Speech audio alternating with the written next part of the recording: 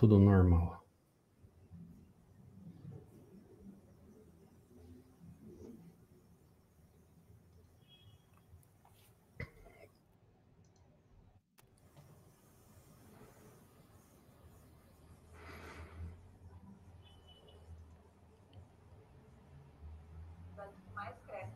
Opa, estamos ao vivo. Aí. Maravilha. Muito boa noite, então, gente. Vamos ver aqui quantos... Tá entrando. A galera tá entrando. Estamos aí fazendo o último teste aqui. Muito bom. Então, aqui estamos com 2 canais hoje, aqui na página do Brat, aqui o Brat e eu, vocês me conhecem bastante, eu apresento para você hoje um bate-papo com professor de física, matemática, filosofia, tem canal no YouTube também, professor Cláudio, do Filosofia Ácida. É um prazer conversar com você. Muito boa noite. Aí, por favor, se apresente para a gente da eletrônica. Boa noite a todos que estão assistindo. Essa live vai ficar aí no canal do Brat. Eu gostaria da sua autorização para passar no meu canal também depois. Vou repostar lá para os meus inscritos com também verem. Com certeza. Sem dúvida. Porque assim eles conhecem seu canal também. Então, agradeço muitíssimo pelo convite. E vamos falar de vários assuntos aí. Que o Brat é meu inscrito, né? Começamos assim, ele me mandou uma mensagem, queria fazer uma live, e combinamos e tudo. Então, pelo interesse dele sobre esse absurdo da Terra plana, que eu tenho 2 canais, na verdade. Um é só sobre ciência, que se chama Núcleo de Ideias, e o outro é o Filosofia Ácida, que é o canal maior. Então, a Filosofia Ácida está ali com quase 7.300 inscritos, e os inscritos, a grande, imensa maioria, também são combatentes da Terra plana. Então, cada um à sua maneira, né? A gente estava conversando em off agora sobre isso, a grande vantagem... Luiz Antônio da Silva Pereira está aí nos comentários. Então, boa noite. A grande vantagem de combater a Terra plana, nesse combate, foi de fazer muitos amigos e de estudar assuntos muito interessantes, em profundidade, para poder refutar. Então, os terraplanistas, eles falam o que vem à cabeça, não estudam nada, não fazem pesquisa, não fazem cálculo. Cálculo, para eles, é um absurdo. Outro dia, um falou que o cálculo vem depois, não vem antes. Você imagina você fazer uma ponte, um prédio, um computador, qualquer coisa, testando tudo na hora, né? Calcula nada. Você vai pondo as peças ali, queimou a peça lá, você vai testando uma atrás da outra para ver qual funciona, né? Se não queimar, tá bom, né? Então, é mais ou menos isso, que é um monte de absurdos que eles falam o tempo todo. E a gente tenta, na medida do possível, refutar tudo isso. Mas o que eu percebo é que o mais importante é a insistência de cálculos de base matemática, de modelagem científica, que eles não fazem também. Então, é tudo num bate-papo ali, né? Eles falam entre eles ali, talvez até eles... Difícil até deles mesmos se entenderem, mas é uma espécie de uma ciência intuitiva que eles têm, em que você vê 5 quilômetros de mar e pronto, já está tudo resolvido, a Terra é plana. Então, talvez seja a única evidência de uma Terra plana são 5 quilômetros de mar que se enxerga em todas as direções, se você estiver, claro, em pé na beira da praia. Se você sobe em altitude, você vai ver mais, né? Você vai ver mais longe. Isso já mostra que a Terra não é plana. Aliás, são milhões de evidências que mostram isso. Brett, se você quiser me interromper, fica à vontade, viu? Eu Não, falo muito. É que eu estou lembrando aqui que uma vez eu fui na Alemanha algumas vezes, tá? Realizar o sonho de conhecer a terra dos antepassados, né? E é um berço de cultura lá, né? Muitas mentes valiosas nasceram lá enfim, tiveram a sua contribuição. E eu visitei um museu, chama Spielzeug Museum. É o Museu dos Brinquedos, que fica lá numa das torres do prédio da prefeitura antiga de Munique. E, bom, isso foi em 2018 que eu fui. Eu nem sabia que tinha gente que acreditava em terra plana, né? Essa história caiu depois no colo aqui uma vez comigo.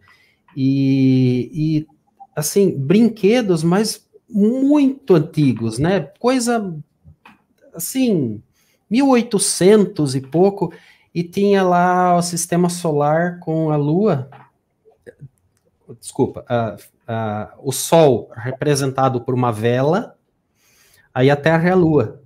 E tudo num mecanismo que vira. Então dava para criança, certeza que era um brinquedo educativo, né? Dava para criança ver as fases da Lua com uma vela de noite, né? De repente de noite, mas que coisa interessante, né? Muito. Eu achei uma sacada, assim, uma sacada pela época, pela antiguidade da coisa, e explicar de uma maneira tão simples para uma criança do século XIX o que é o movimento Terra-Lua, fase da Lua, coisa assim, né? Assim, pequenos experimentos bonitos que dão certo.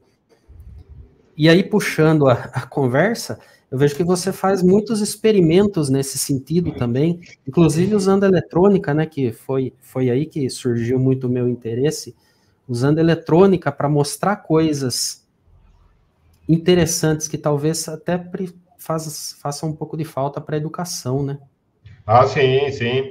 Eu tenho um grande amigo, Felipe Brandão, que é engenheiro e ele vai fazer em breve um experimento muito bacana usando Arduino, esse tipo de coisa, justamente para refutar também os terraplanistas. Então, o que eu usei nos experimentos, eu estava te falando agora há pouco, antes de começar a live, que é aquele transformador de TV, esqueci o nome.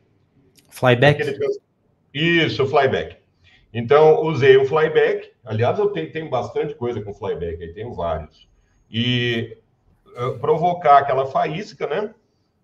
Numa certa distância, a gente considera 10 mil volts por centímetro, né? Então, 5 centímetros daria 50 mil volts.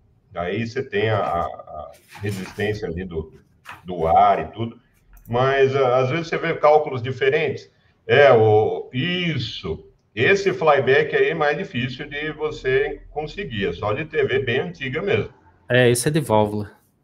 Porque os flybacks que eu nem peguei de TV, eu comprei o flyback. Então, eu sei que é uma heresia, né? Porque a gente pega o flyback de TVs que não usa mais.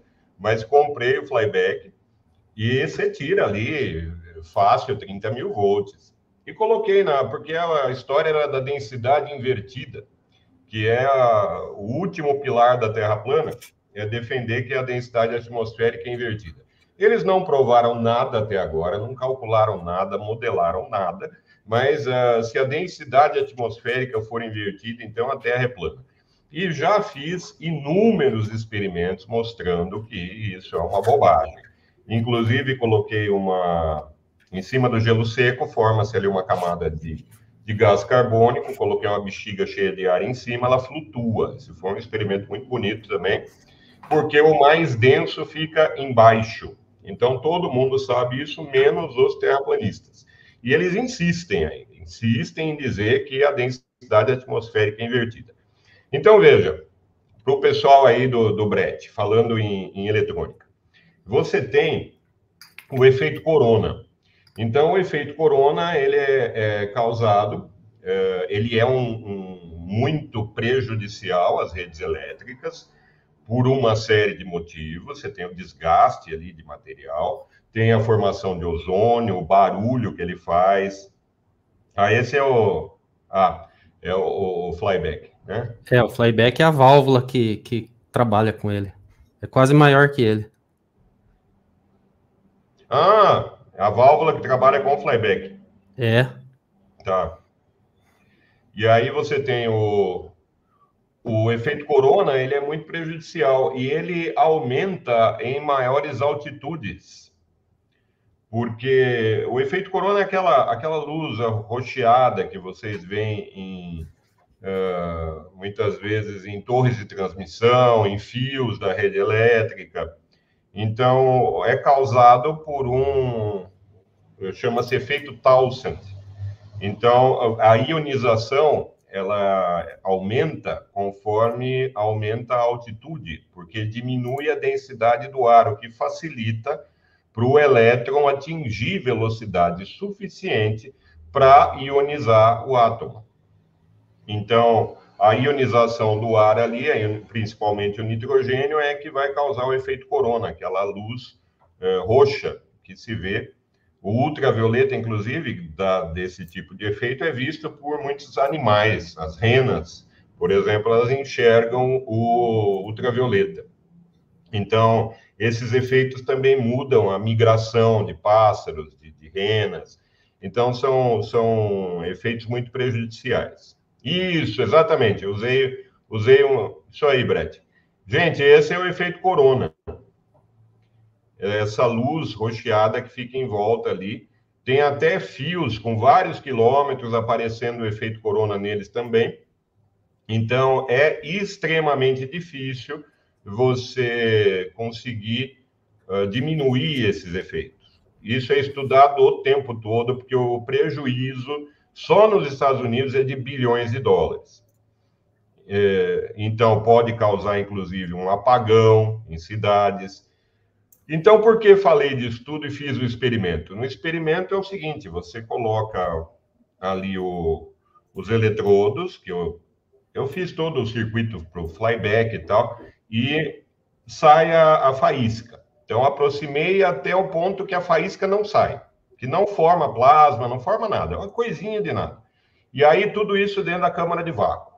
Fui tirando o ar da câmara de vácuo, diminuindo a densidade, então aquela avalanche de Townsend que eu falei, ela começa a ser produzida e há uma ionização em cascata ali dos átomos, por conta da menor densidade atmosférica, justamente. A única resposta que os terraplanistas me deram a isso foi de que um sujeito lá trabalhou em redes elétricas e ele sabia que o efeito corona é causado por sujeira e umidade da rede. Não, sujeira e umidade da rede elétrica vão só intensificar o efeito corona. Então, existem artigos científicos falando sobre o efeito corona em vários climas diferentes. Inclusive o clima seco em grande altitude, o clima úmido em grande altitude. Então, tudo isso é contado. Tudo é contado. Então, a densidade invertida dos terraplanistas é uma imensa bobagem. Eles têm esse hábito de pegar qualquer coisa e inverter.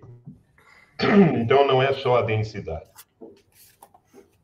Eu acho que, para eles, quanto mais absurdo, melhor. Talvez seja uma maneira, já falei sobre isso também, uma maneira simplesmente de ter a atenção das pessoas. Né? Qualquer pessoa que faça um estudo sério sobre o formato da Terra sabe que a Terra não é plana, ela é esférica. Na verdade, um esferoide oblato, né? A forma mais precisa. tem um leve achatamento nos polos. Então, perdão. Então, como falei, esse tema da Terra plana, ele me deu a oportunidade de estudar muitos assuntos, muitos.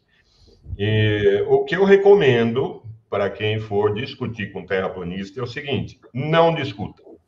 Primeira coisa, não discuta, não vale a pena.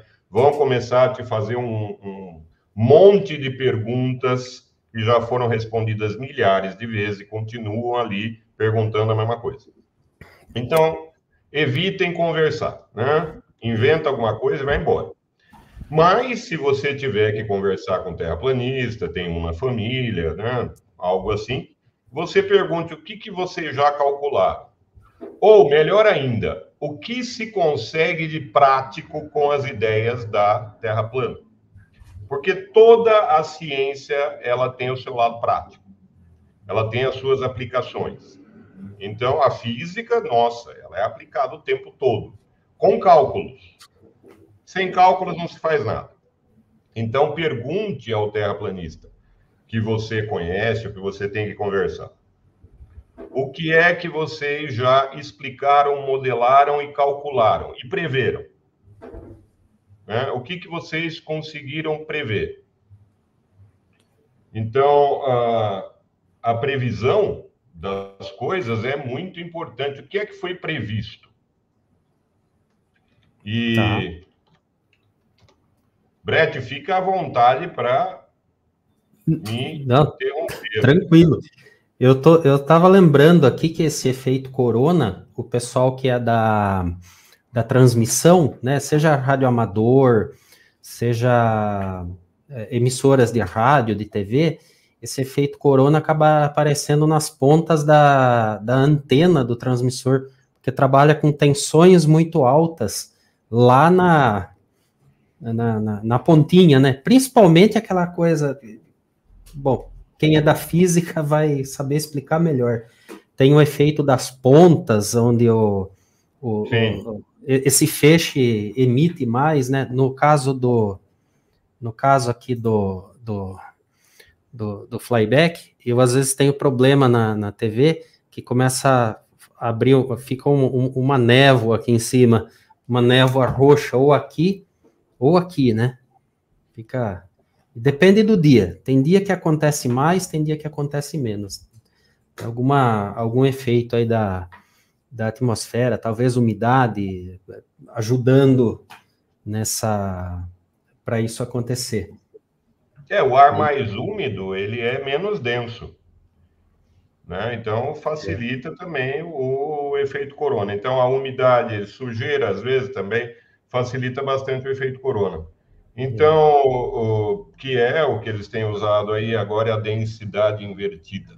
Então, perguntem a eles o que vocês previram até hoje. Nada. O que vocês calcularam? Nada. Então, é uma forma, é claro, absurda de se lidar com temas científicos. A gente não faz isso, né? São pessoas que não têm conhecimento do assunto, mas elas acham que estão absolutamente certas naquilo que elas estão falando. Isso se chama narcisismo, só, mais nada. Então, de ciência ali não há coisa alguma, mas eles insistem nesse ponto. Então, você pega, a gente estava falando de astronomia agora há pouco, eles não conseguiram ainda explicar as observações astronômicas as mais simples. Então, Sol, Lua, estrelas, como é que funciona? Né? A gente olha para o céu, a gente vê o Star Trail, que é muito bonito, que é aquele caminho que as estrelas fazem, é aquele caminho aparente das estrelas, na verdade, é a rotação da Terra, mas eles não explicam nada, nada. E o que eu tenho exigido muito para uma conversa científica é cálculo. Cálculo. Imagine você fazer qualquer coisa sem cálculo, é impossível, impossível. Na área científica é impossível. Em qualquer área científica. A biologia usa cálculo. Então, e muito ainda. Então, eles querem impor, com uma arrogância insuportável, esse suposto conhecimento que eles teriam, mas não tem nenhum, e que discutam, então, cientificamente Boa noite a todos que chegaram aí depois. LST, Marcelo Bento, Ever Passos, tudo bom? E então, mas Brett, a parte de experimentos é uma das mais interessantes. Justamente. Porque, nossa, você ter que bolar o negócio, montar, e o de Faraday, que indica o caráter eletromagnético da luz, foram quase 2 anos até chegar fazer o experimento e dar certo. Muitas tentativas com bobinas. Você pode, por exemplo, calcular tudo isso, inclusive, para o trabalho ficar mais fácil, mas a parte experimental, né, ela é fundamental para tudo isso também. Então, calculei ali, deu uma bobina com tais características, vai lá, testa, não dá certo. Aí você calcula outra, vai lá, porque tem sempre um probleminha que não é a bobina, é outra coisa, a distância entre as lentes, por exemplo. Né? Então, quando eu mergulhei em água, facilitou muito.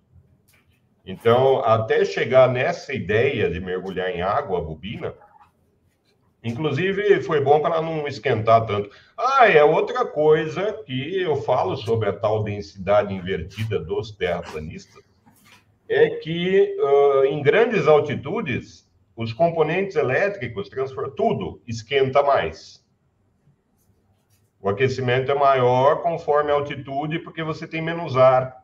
Então, você tem menos material para dissipar o calor em volta do componente. Então, as coisas são recalculadas. Agora, imagine, você não calcula nada, você pega um material elétrico qualquer, leva para grandes altitudes, o mesmo que usa no nível do mar. Ele vai queimar. Vai queimar porque não tem o mesmo ar em volta ali para dissipar o calor. Então, ou você coloca dissipadores melhores, se for um transformador, transformadores às vezes são imersos em óleo, inclusive. E é outra coisa que evidencia, mostra que a densidade atmosférica não é invertida como eles dizem. Então, não basta o absurdo de achar que a Terra é plana, a densidade também é invertida. Não tem nada disso, tem o menor sentido. É claro. E teve um brasileiro que fez um satélite de radioamador e acabou sendo lançado. Eu não vou lembrar agora quem foi esse brasileiro. Esse satélite funcionou durante muito tempo. E aí, como tem o problema do aquecimento, como que o pessoal da eletrônica aeroespacial resolve o problema do calor? Como é que eu dissipo o calor gerado? Do satélite? Da eletrônica que está dentro do satélite. Então, ali já a dissipação já vai ser muito menor, né? Por causa da grande altitude de um satélite. Então, não sei te dizer como eles usam dissipadores ali, né? Para os componentes eletrônicos. Talvez seja calculado para que não passe uma corrente absurda ali, não tenha grandes potências para... Você vai ter, é claro, os microprocessadores e tudo. Agora, quem poderia te dizer tudo isso é um grande amigo meu, Adir, que é radioamador. É a pessoa que entende mais de satélite que eu conheço. Então, ele já me falou uma vez desse satélite lançado pelo brasileiro. Agora, é um tema interessante, como é feita a dissipação nos componentes eletrônicos de satélite. Eu cheguei a conversar já com a Adir, ele tem umas equipamentos para captar os satélites, inclusive os NOAA, né, os satélites da clima, né? E a maneira, eu conversei com ele também, ele mostrou a maneira como esses satélites fazem a transmissão da informação para o solo é mais ou menos a mesma que a TV analógica usa para gerar imagem na tela. Mais ou menos que seguiu essa mesma essa mesma filosofia de funcionamento, né? Sim. E aí ele mostrou ainda que acontece o efeito Doppler quando o satélite está chegando ou está se distanciando, que também mostra que o satélite está em alta velocidade no espaço, não tem como... Bom, o satélite tem que estar em alta velocidade, né? Senão não tem... tá aí outra coisa que eu não entendo direito, mas eu sei que tem que ter velocidade alta, senão ele cai, não fica em órbita. Mas é interessante, dá para calcular o efeito Doppler pela frequência sintonizada do equipamento. Sim. E você usa também radar para uma série de coisas. Você pode tem a distância Terra-Sol por radar, usando a elongação de Vênus, né? Isso. Usando a elongação de Vênus, você consegue saber a distância Terra-Sol. Então, que é também uma coisa que terraplanistas não consideram nada disso. Para eles, o Sol ele está acima da Terra, né? Acima da Terra plana tem a Lua, tem o Sol. Não explicam como acontecem eclipses, né? Começa a criar ali vários sols, várias luas. Então, e nada tem o menor sentido. E continuamos combatendo tudo isso, né? O que eu recomendo, então, é não entrar em debates com essas pessoas. Você perde o debate. Na cabeça deles, você perdeu. Você pode mostrar 1 milhão de argumentos, mas eles não mudam de ideia. Não vão mudar de forma alguma. É sempre a mesma coisa, do mesmo jeito. Então, são falácias, espantalhos que eles usam o tempo todo. Não tem nada de científico ali. Mas, como eu disse, a vantagem é estudar um monte de assuntos para poder... Então, fui para astronomia, geofísica, oceanografia. Fiquei meses estudando oceanografia para fazer um debate. Meses. Comprei um livro muito interessante, um dos maiores oceanógrafos físicos do mundo, e artigos, uma série deles e tal. Fui no debate. Chega lá, o outro lado não sabia nada, né? Então, assim, fica muito difícil debater. Não é possível. São algumas ideias ali que eles têm. Essas ideias, elas geralmente são... deixa eu ler aqui. Boa noite. Não sei se as teorias mais estranhas têm lugar em nosso dia a dia. Diante de toda a tecnologia existente, me parece que esses postulados são lançados para causar celeumas fúteis. Então, Beno Erit, ou Erit. Beno, o negócio é o seguinte, é puro narcisismo, mais nada.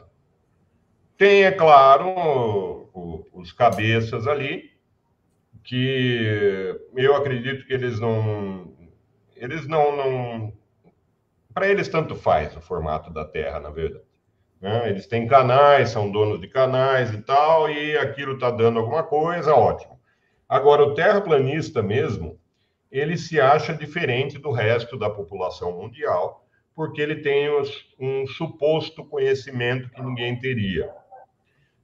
Então, são pessoas que se sentem bem com isso, em ter essa posição diferente das outras, porque elas têm esse conhecimento escondido de todo mundo, esse segredo, que existe uma conspiração imensa para esconder o real formato da Terra de todo mundo.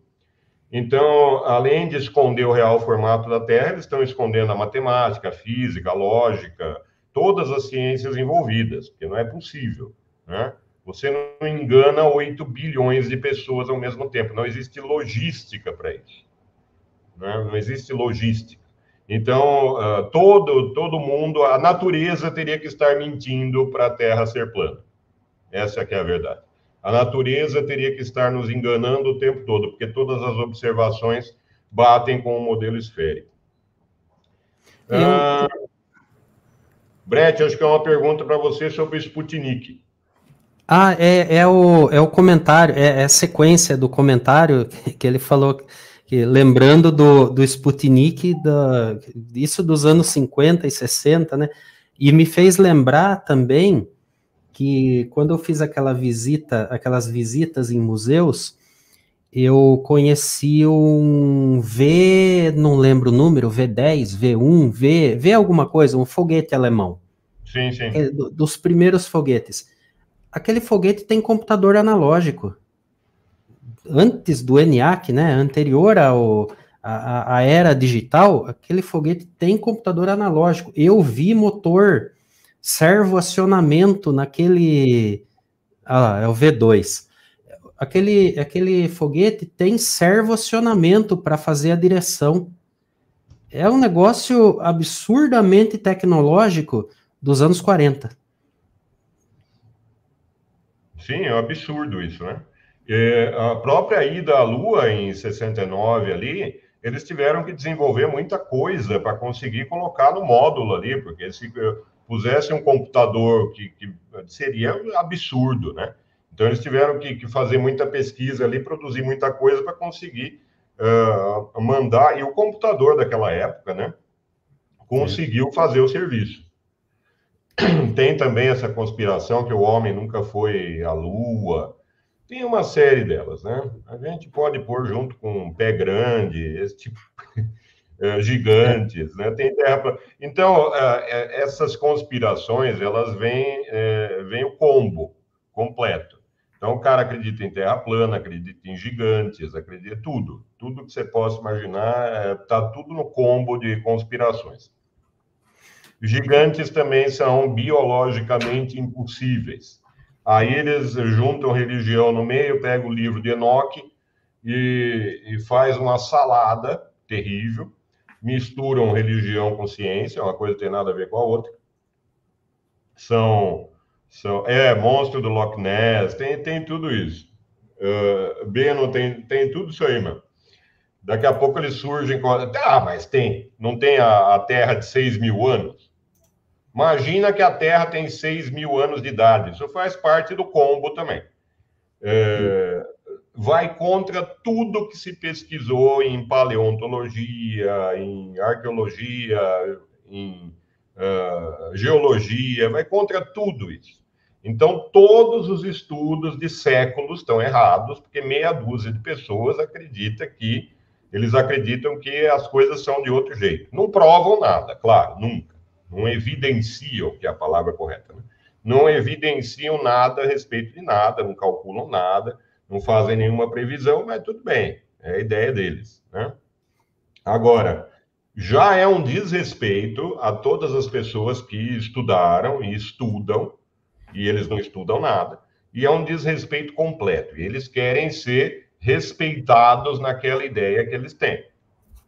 Tudo bem, né? Tem uma ideia, ótimo, mas desenvolva essa ideia. Desenvolva. Vamos, já faz tempo. Faz 5 anos que eu discuto com terraplanista e não vi nada. Não vi nada de científico ali, um papo furado, um falatório a respeito das coisas que não leva a lugar algum. Então, eles não desenvolvem o assunto.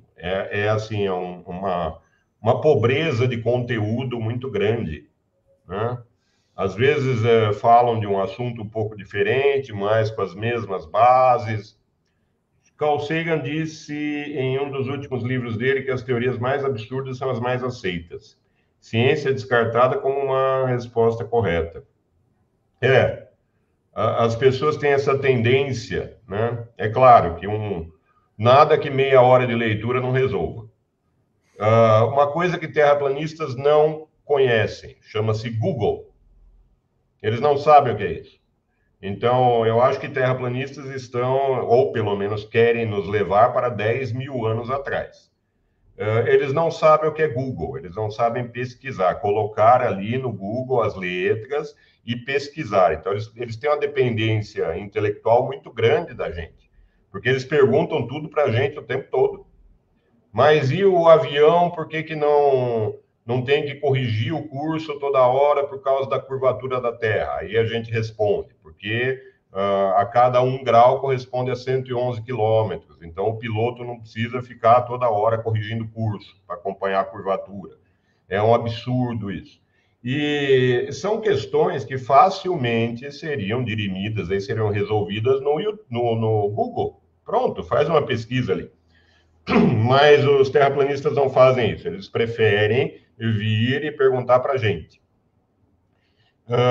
Então, sobre tudo isso, os experimentos que fiz, inclusive mostrando a parte de astronomia, foram muito interessantes. Depois está tudo lá no meu canal. Sim, mostrando diferenças de constelações. Aí eles põem tudo na Terra plana ali e falam que dá certo também. Não, não dá. Não dá certo. Sobre Antártida. Então, você tem um ex-terraplanista agora, que é o Leandro. Ele teve canal durante 6 anos, falando de Terra plana. Depois vejam lá também o canal do Leandro, é só procurar Inteligência Natural, o canal dele.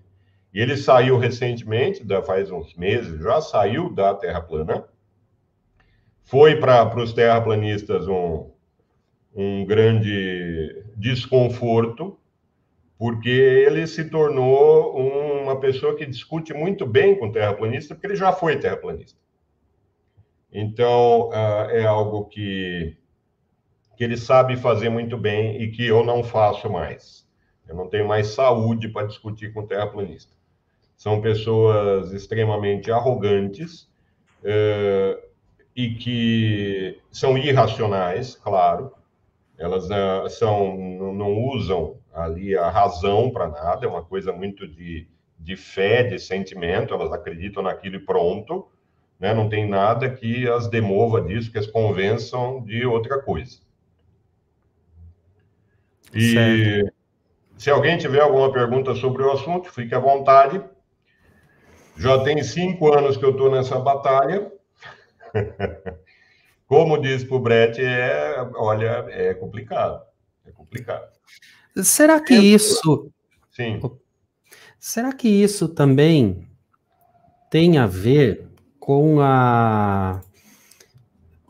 Eu sou professor também, né? Eu trabalho com educação profissional aí há décadas também, só que exclusivamente profissional, não é na área aí do ensino comum, né? Do ensino normal. E será que também a gente não está pecando aí como a sociedade mesmo, com a falta de levar uma educação científica para os alunos? Eu falo ali na base mesmo, levar para a criança mesmo, na formação, que depende de estudo, depende de ciência, não é só o que o meu youtuber favorito fala, que a gente tem que tocar como verdade. Sim, é algo que pode e deve ser feito. Eu trabalhei alguns anos numa escola que eu estava montando um laboratório de robótica lá. Então, muito interessante. Infelizmente, não fiquei tempo suficiente na escola para ver o laboratório ir para frente. Mas montei desde o zero lá o laboratório de robótica. E lá na escola também tinha observações astronômicas, eles levavam telescópio. Então, eu acho que se qualquer terraplanista olhar seriamente para um telescópio, pegar, por exemplo, Júpiter, ele vai ver como se o telescópio não tiver motor, e a montagem, o motor que acompanhe a rotação da Terra, você perde aquela imagem com uma rapidez enorme. Então, você focalizou Júpiter ali, está vendo as 4 maiores luas, e, de repente, já era, perdeu. Tem que ajustar de novo, procurar outra vez. Isso é por causa da rotação da Terra. Então, falta aos terraplanistas esse interesse em pegar um telescópio e olhar para ele, ver alguma coisa ali, ver a Lua com as crateras. Aquelas crateras todas da Lua foram formadas pelo quê? O que bateu ali para formar?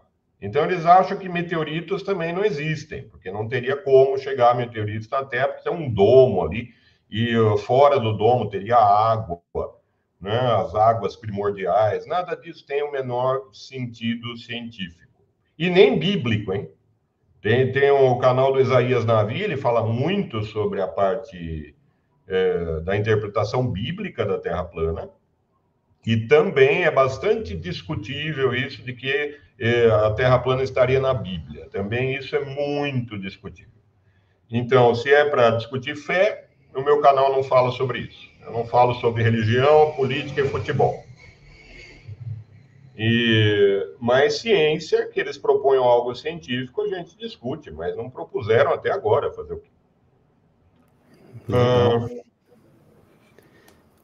Agora, sobre aquele experimento de Faraday, da luz polarizada, pode comentar sim. um pouquinho aqui para a gente que é da eletrônica? Qual que é onde está a ciência por trás disso? Então, o experimento de Faraday é o seguinte. Deixa eu ver, acho que tá. Deixa eu pegar a aparelhagem, peraí.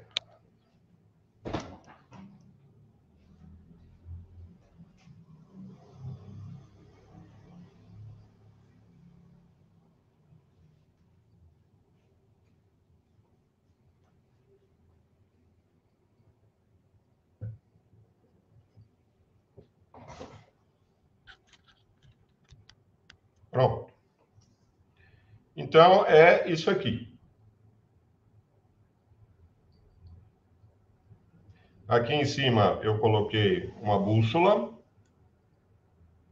Então, dentro desse becker, pus água e aqui uma bobina.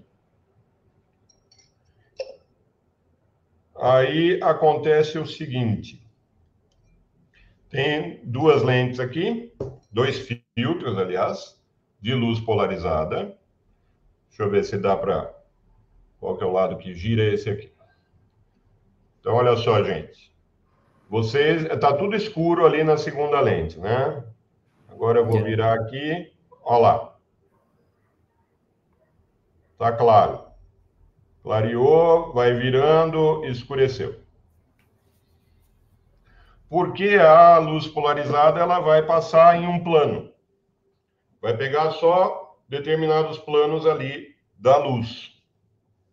E aí, quando você coloca a bobina no meio dos dois filtros, assim, e liga a bobina, tem que usar uma amperagem grande, viu, gente? Eu não me lembro quantos amperes, eu acho que...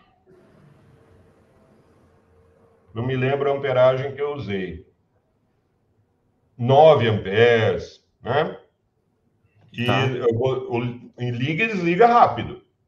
Senão, mesmo a fonte, ela sendo...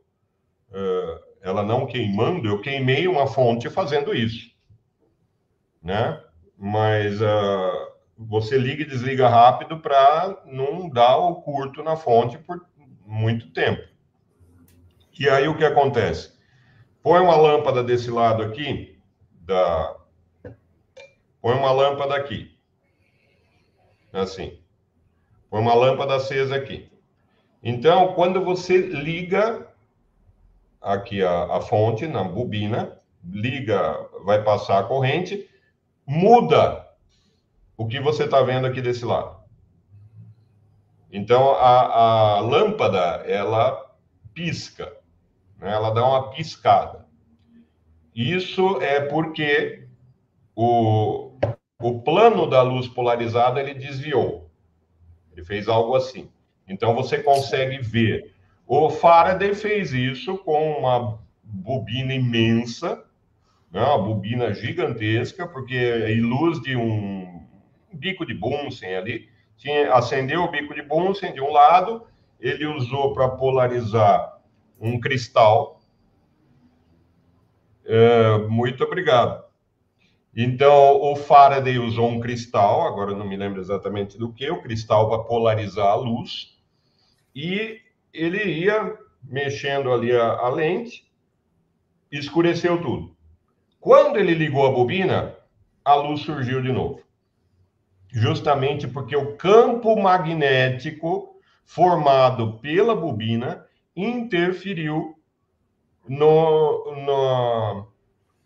na luz.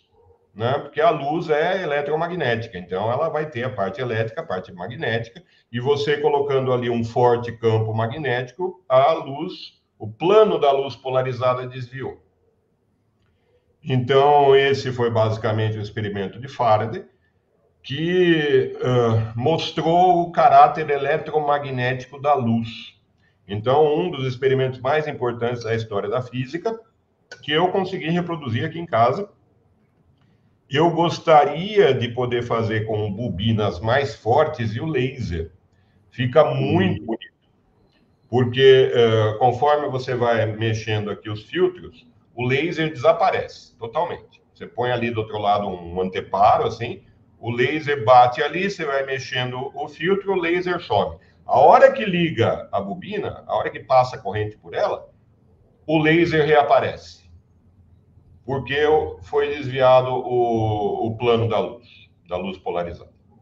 Então, legal, é né? um experimento, já vi em vídeos no YouTube, já vi o experimento com laser, mas para eu fazer com laser, eu teria que ter uma fonte com uma amperagem muito maior, fazer uma bobina muito mais forte, muito mais potente também, para conseguir isso, né? O laser é muito mais difícil, mas com várias lâmpadas, né? Você vai vendo ali qual lâmpada é a mais adequada e conseguir também que ela desse uma leve diminuída no brilho a hora que eu ligo o campo magnético.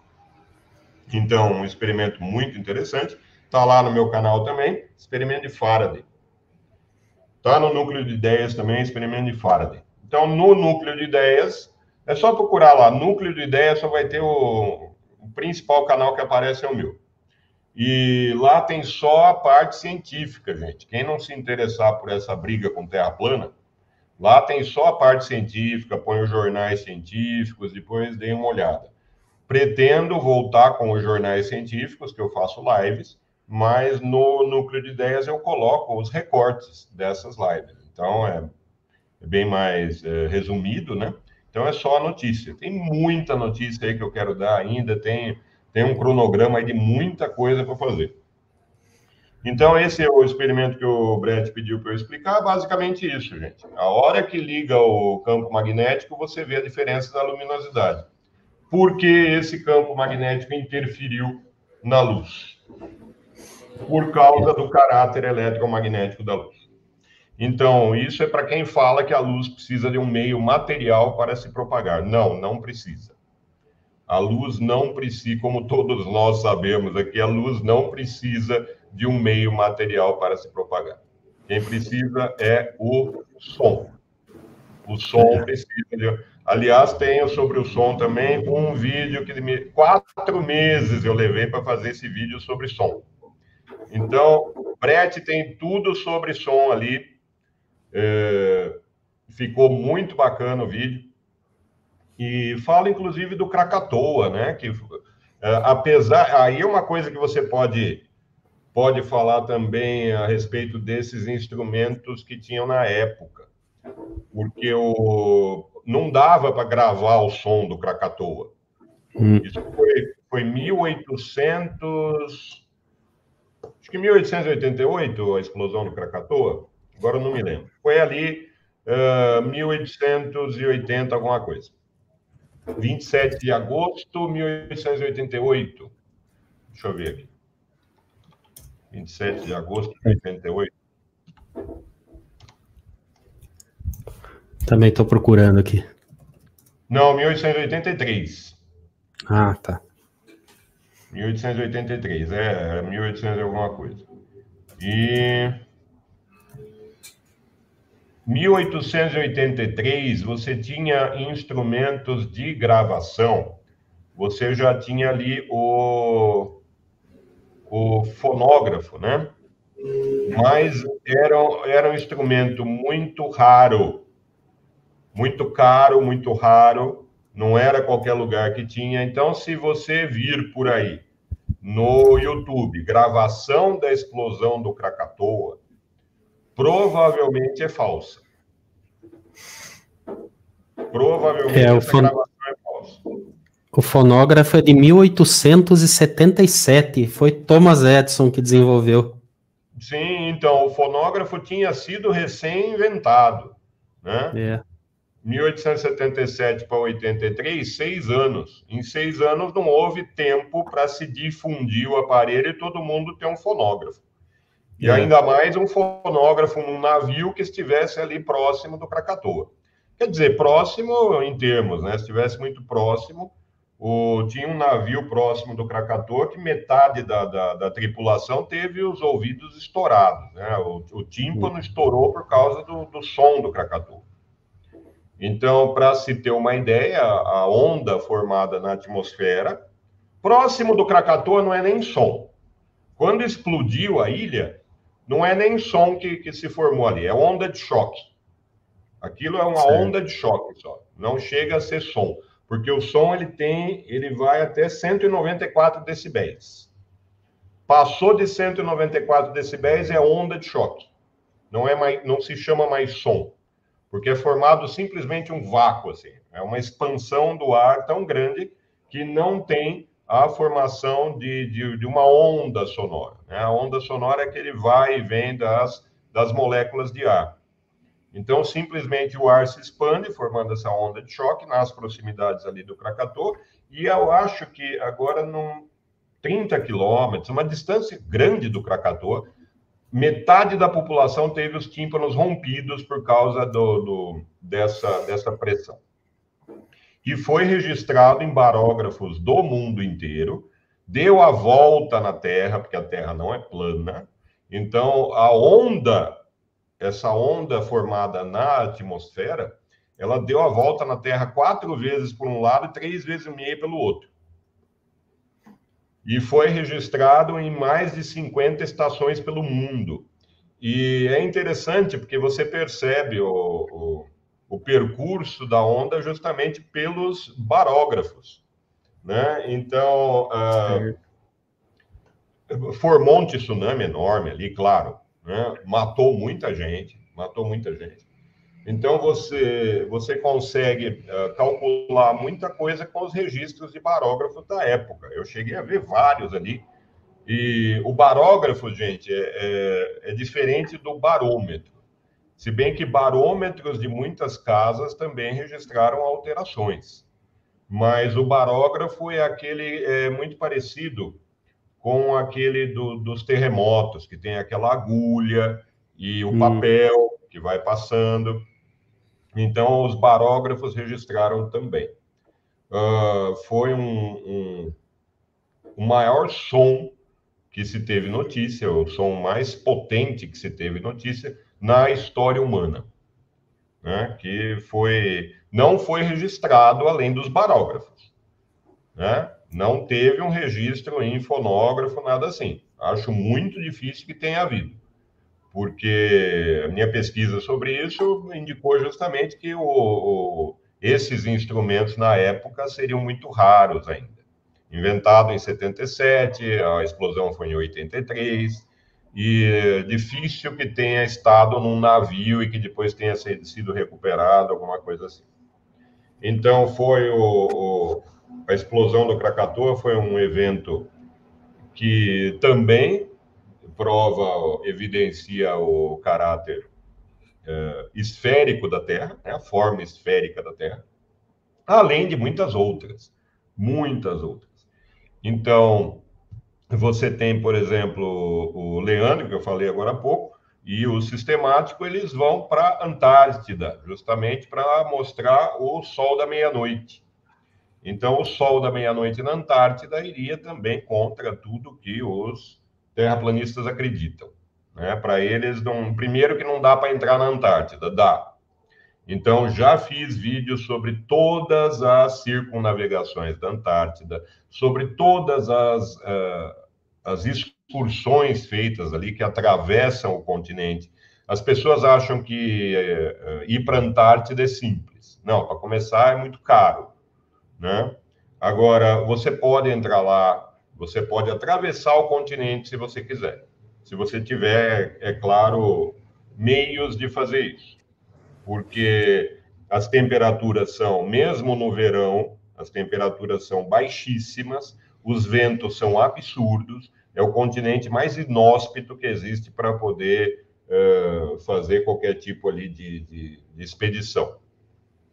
Então, existiram e existem expedições que atravessam o continente. E não é uma borda de gelo, isso não tem cabimento.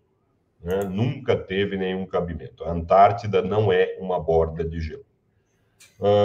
O Tratado da Antártida não diz que você não pode entrar lá.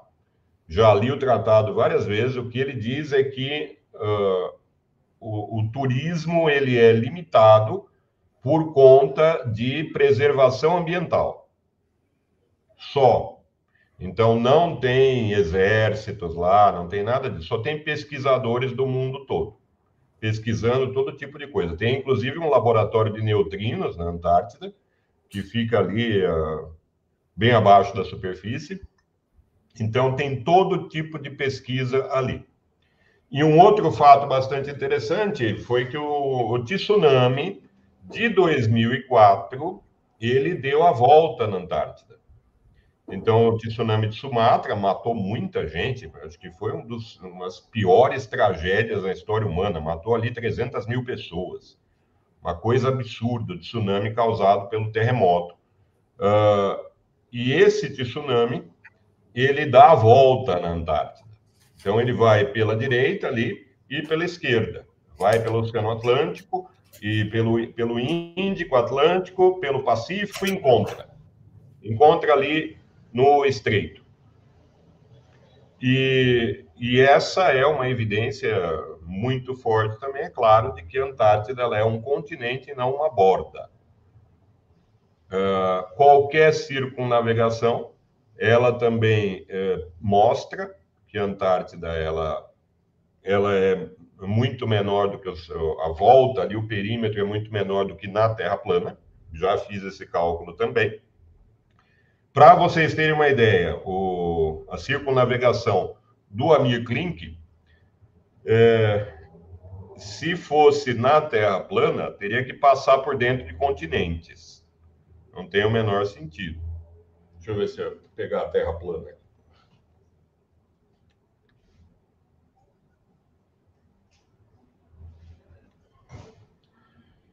Então, nós sabemos que circunnavegação é isso aqui. Está aqui a Antártida, faz isso aqui, dá a volta nela assim, aqui, pronto, deu a volta nela.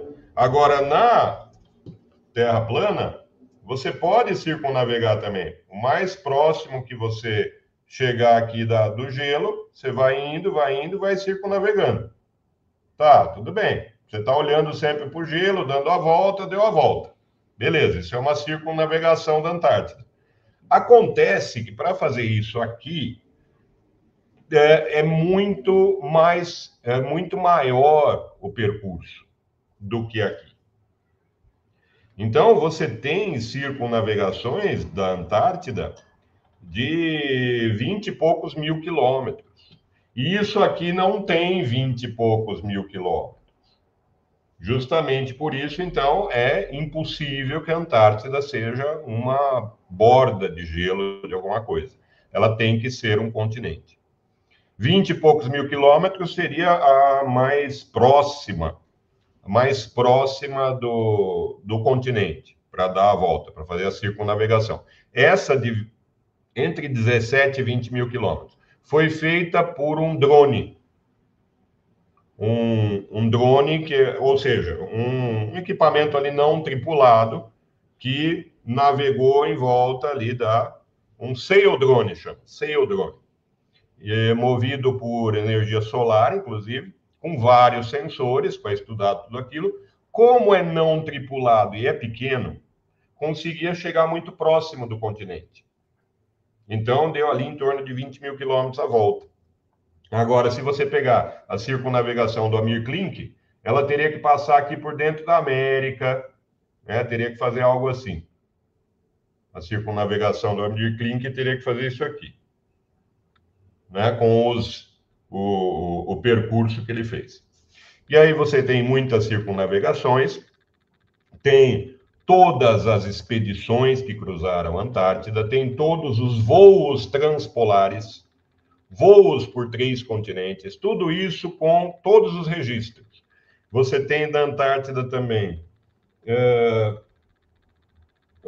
navegações de iatismo que contornam também o continente. Então, tem muita coisa sobre a Antártida que mostra que ela não é uma borda de gelo, é claro. E nada disso é refutado pelos terraplanistas. Eles insistem em um detalhe ou outro, né? Então, o tsunami de 2004 não foi registrado em todos os marégrafos da Antártida. Não, ele não poderia ser registrado porque tem a onda certa do tsunami para ser registrada por um marégrafo. Então, tem o comprimento de onda e tem o tempo, né, em que o marégrafo ele vai pegar, e alguns marégrafos, pela própria parte técnica deles, não pega o tsunami. Vocês sabem que um tsunami ele vai muito rápido quando é mais fundo, né? E aí a hora que ele pode chegar a 800 km por hora, é um absurdo a coisa, a velocidade de um tsunami. Então, mas isso é muito na parte mais funda do oceano. E aí quando ele chega próximo à praia é que ele vai começar a encorpar, né? E ali próximo da praia é que ocorre aquela tragédia toda, a invasão da Terra pelo mar. Então, são assuntos assim interessantíssimos. Essa pesquisa também que fiz sobre vários tsunamis que contornam a Antártida, não tem só o de 2004. Em 2004, você não tinha tantos marégrafos quanto tem hoje. Então, é um assunto também muito estudado para evitar tragédias. Você tem boias, várias boias pelo oceano que verificam isso também. Chama as boias DART. Boias DART. Elas vão indicar também a passagem do tsunami. Elas têm ali o sensor que vai mais ao fundo e tudo, e elas vão indicar essa passagem, as boias DART. E os marégrafos, é claro. A partir de 2004, quando houve essa tragédia horrível, o uso de marégrafos ele aumentou muito. E marégrafos também específicos para poder pegar tsunamis, né, que não é qualquer marégrafo que pega. O que mais, Brat? A coisa dos polos, né? Já que nós sabemos que existem 2 polos, até porque o ímã, todo ímã tem 2 polos, né? É impossível existir um ímã só com o polo norte e não ter polo sul, que parece que isso aí é uma conversa que toda bússola aponta só para o polo norte, o que é uma grande mentira. Mas a bússola tem problema nos polos, né? A navegação por bússola é problemática, muito próxima, né? Porque a tendência dela é apontar para baixo. Sim, você tem a inclinação, né? A declinação, tem a declinação, a inclinação, é tudo vetorizado o negócio. Então, a declinação é a diferença ali, o ângulo de diferença entre o polo geográfico e o polo magnético. A inclinação é justamente, digamos, você tem aqui, a bússola está aqui. Ela não vai ficar assim bonitinha, ela vai dar uma inclinada. Então, por conta justamente do campo magnético, ela vai seguir o campo magnético da Terra. Eu fiz bastante tempo atrás, eu fiz isso, muito bonito.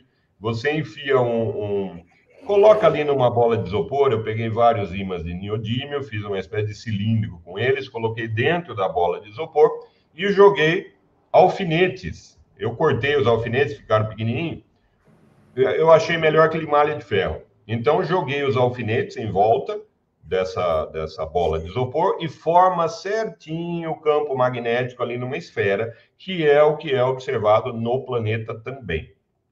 Agora, para essa pesquisa, usaram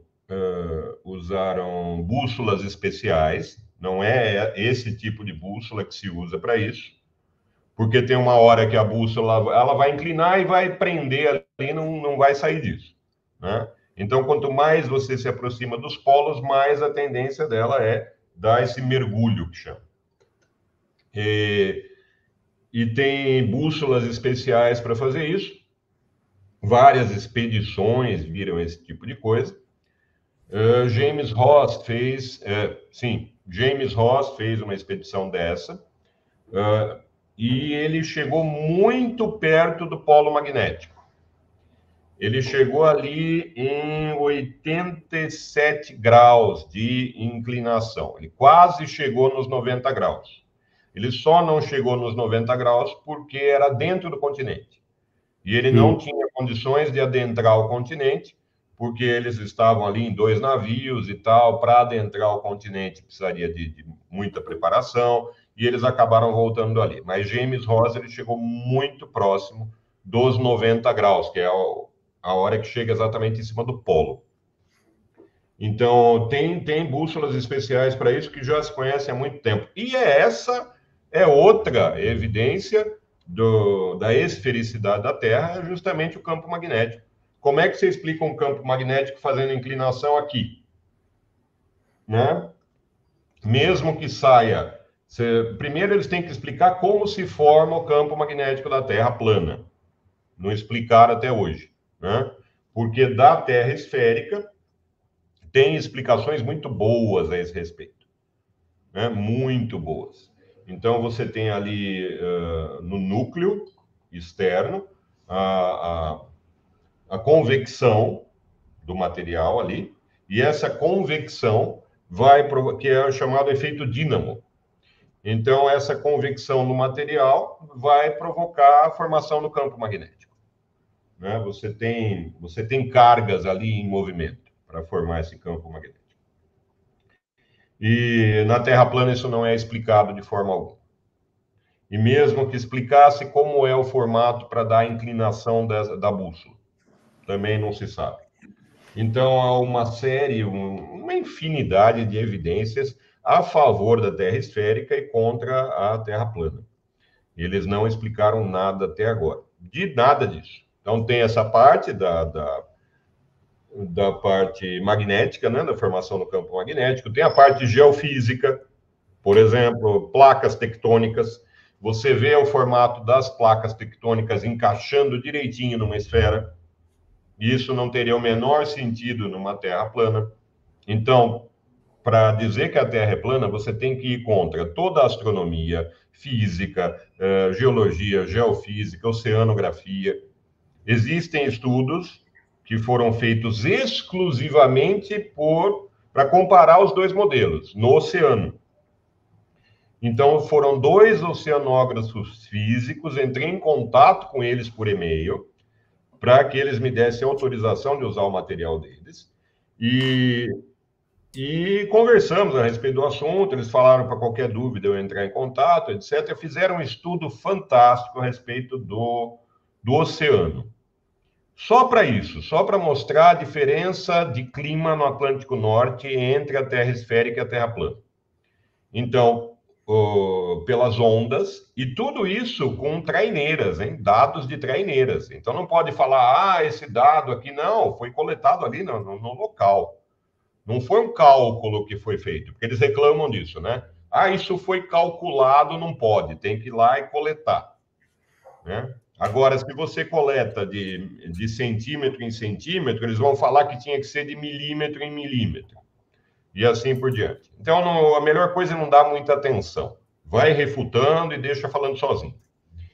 E então, com esses dados de traineiras, inclusive, os 2 oceanógrafos, eles mostraram que as correntes ali oceânicas, elas são de tal forma que só podem acontecer numa Terra esférica.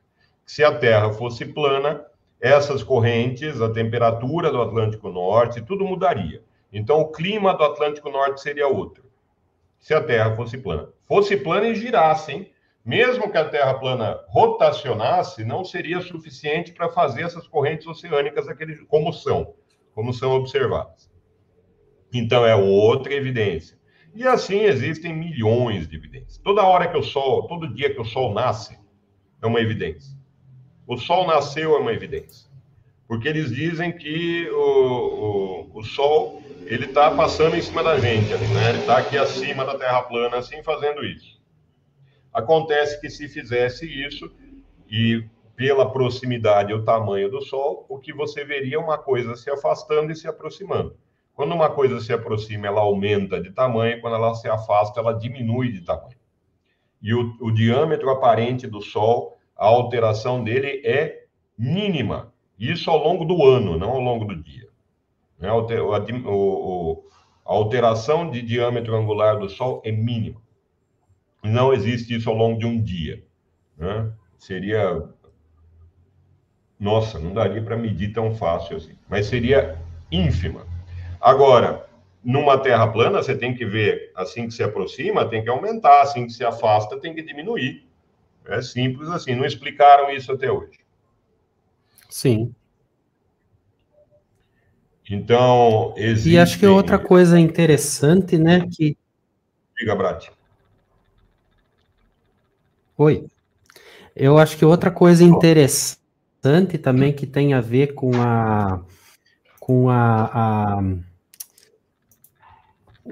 o campo magnético, né, com a Terra, e também, vamos dizer assim, já que a gente está falando de teorias de formato, né, de suposições, na verdade, as auroras boreais que estão acontecendo agora, né, por conta das explosões solares, que o Sol tá assim, como é que fala? Ele tá cheio de energia, né, tá com muitas explosões nesses últimos dias, né? Ah, sim, tenho visto sobre isso também. Isso interfere em telecomunicações, interfere em uma série de coisas. E essa parte da proteção da Terra, olha que imagem linda.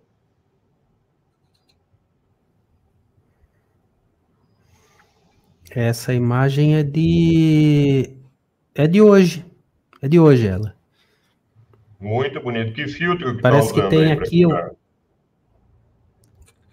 O que é? Então, Infravermelho? O que vamos ver é? aqui. Que filtro é? Aqui é do satélite. Eu não vou saber qual filtro que é. Eu vi, acho que pelo Felipe Raime, né? Ele mostrou que aqui nessa região está acontecendo uma explosão e isso pode estar virando. Quer dizer, o Sol também tem a rotação, né? Que é outra coisa Sim. muito interessante, né? O Sol tem a rotação também, e essa área de explosão está vindo para cá, né? Na verdade, vindo para cá, né? Girando aqui, e isso provavelmente vai gerar mais auroras boreais muito bonitas, muito interessantes aí para a turma que mora nos extremos conseguir ver. Sim, você tem a aurora nos dois polos.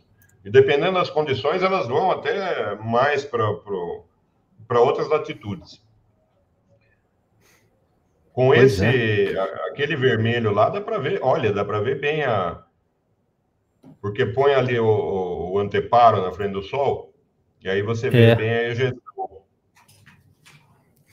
E isso é um perigo para a eletrônica que, nossa, é uma explosão de material de particulados, né,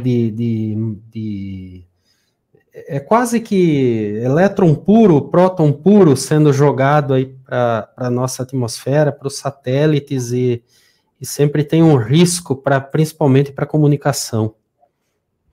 Teve uma explosão solar há tempos atrás que queimou os telégrafos da época, né? Isso. 1800 e alguma coisa aí teve. Isso. Foi uma explosão solar tão absurda que queimou os telégrafos. Então, vamos ver, né, se vai ter uma tão grande assim, de interferir tanto nas telecomunicações. Pois é, eu vou ver aqui que data que é. Inclusive, alguém fez um vídeo aí esses tempos atrás aí falando sobre essa explosão solar e os telegrafistas, eles estavam se comunicando sem as baterias, de tão energizado que estava eletrificada a rede, e Essa que não eu falei precisava. agora há pouco, essa de 1800 e pouco? É, Ah, 1800 e alguma coisa aí que teve aquele. Foi assim, fantástico. Acho que se não me engano, foi o Loss lá, o Ciência Todo Dia. Ele falou sim. alguma coisa nesse sentido e ele colocou as datas certinho lá. E Tá. é um negócio, assim, se fosse hoje, né, o dia que acontecer isso aqui no mundo vai fritar muito o satélite. Nós vamos ter problemas. E não tem escapatória. Mesmo Então, com a. para esse exemplo, o que a ciência pode fazer é nos avisar com um curto período de antecedência. Porque para explosão solar, para inversão de campo magnético, esse tipo de coisa é tão complicado, mas tão complicado, que você chama-se sistema não linear, né? Não tem você não consegue achar um padrão. Então, são tantas variáveis que você não consegue encaixar aquilo num padrão. Mesma coisa para inversão de campo magnético, né? Então, é muito pouco provável que aconteça uma inversão total desse tipo nos próximos 5.000 anos, né? Então, a última foi há 700 e poucos mil anos, e quem falar em inversão de campo magnético vai acontecer daqui um mês, 3 dias e 4 horas, está falando bobagem. Está tentando enganar as pessoas para correrem para as montanhas e vender alguma coisa para elas. Porque É, não existe um estudo que te leve a uma data tão precisa assim. Mesma coisa para o Sol, para essas explosões solares. É muito difícil você ter uma data precisa para elas. Então, com algum tempo de antecedência, consegue-se saber que vai ter uma explosão solar, mas uma explosão desse tipo. Mas chegar e falar, olha, dia 18 de fevereiro de 2028 vai ter uma. Não dá para ter essa precisão. É claro, a ciência ela tenta, na medida do possível, dar mais precisão às coisas, prever da maneira cada vez mais precisa. Inclusive, é isso que separa a ciência de pseudociência, como a Terra plana. Então, enquanto a ciência ela vai tirar dados rigorosos daquilo, né? Então, como é que você vai estudar uma explosão ou as manchas? Como é que eu vou estudar a mancha solar? Eu vou olhar para ela? Se for um terraplanista, vai olhar para as manchas solares, né? Então, não coitado. é assim. Eles usam aquela ciência intuitiva dos órgãos dos sentidos. Ah, eu estou vendo a praia ali, então a Terra é plana. Estou vendo o mar ali, plano, a água plana, então a Terra é plana. Opa! Né? Que maravilha! Que dedução fantástica, brilhante. Mal sabe que o tamanho dele comparado com a Terra. Então, nós somos uma formiga de meio centímetro numa bola de 35 quilômetros de diâmetro. Falo isso sempre, é só fazer uma regra de 3. Você acha que a formiga vai ter alguma noção da bola de 35 quilômetros? De jeito nenhum. A mesma coisa o ser humano, ele vê ali 5 quilômetros de praia plana e pronto, de água do mar plana, está tudo plano. E então a ciência, ela vai pegar dados rigorosos. Então, o método científico é isso: dados rigorosos, análise estatística desses dados, para ver o que está acontecendo. Muitas vezes, na própria análise estatística, você percebe pontos fora da curva ali, e justamente esses pontos levam a uma outra pesquisa. E depois, esses dados vai se formar um modelo do que está acontecendo, principalmente com base matemática, para conseguir prever. Então, essas previsões, elas são fundamentais na ciência. Você pega a astronomia, por exemplo, você sabe a posição de cada planeta daqui 1000 anos. Você sabe a posição de cada estrela daqui 20 mil anos. As estrelas, é claro, como estão muito longe, qualquer coisa que acontecer lá vai demorar milhares de anos para a gente perceber aqui, ou milhões, bilhões de anos, para a gente perceber aqui. Então, a gente está sempre, quando você olha para o céu, você está sempre estudando o passado. Um passado muito distante, inclusive. Agora, você pega, por exemplo, teoria da relatividade, ela cada vez mais firme. Né? A cada coisa que acontece, a teoria da relatividade está ali firme. Muitas vezes aparece um estudo sobre gravidade, um novo modelo de gravidade. Não passa Teve um holandês que publicou, tempos atrás, um modelo para a gravidade. Acho que não passou no segundo teste. Então, existem testes muito rigorosos para modelos de gravidade, que incluem, inclusive, grupos de galáxias, uma série de coisas que tem que responder e calcular.